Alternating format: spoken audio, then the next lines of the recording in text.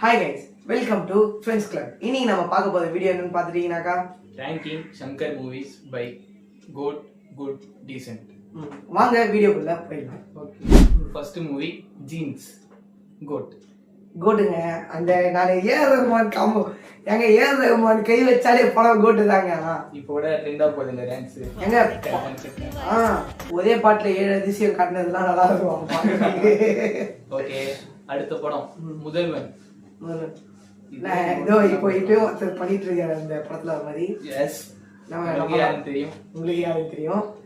முதல்வன் வந்து கோட்டுங்க, கோட் தாங்க முதல்வன். ஏன்னா வந்துட்டு ரொம்ப கஷ்டங்க. எதெல்லாம் பண்ண முடியுமோ பாசிபிலிட்டி அதை மட்டும் தான் காட்டியிருப்பாரு. பாசிபிள் இல்லாததெல்லாம் காட்ட மாட்டாரு.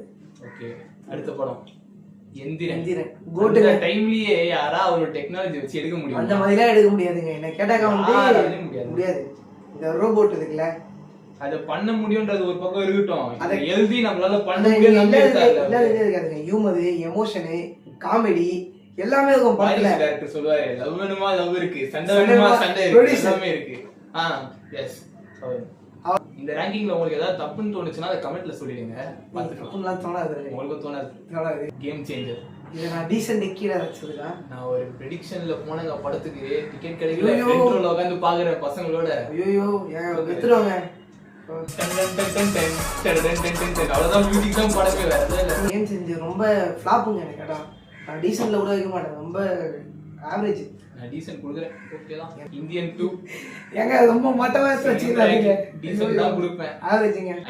கோட் தான் கொடுப்பேன். எவன்லாம் ஃப்ளாப்ஸ் சொன்னாலும், ஏன்னா அந்த படத்தை வந்து நான் கோட் கொடுக்கிறதுக்கு காரணம், படமே நல்லா இல்லைன்னா கூட பரவாயில்ல, எனக்கு அதை பத்தி பிரச்சனை இல்லை. ஒரு டெடிகேஷனா ஆக்டிங், டெடிகேஷனா ஆக்டிங், வெயிட்டை குறைச்சி ஏத்துறதுலாம் ஈஸி கிடையாது. அது இல்லாம முக்கியமான விஷயம் வந்து ஏஆர் ரஹ்மான கொத்துருவோம் படத்தை.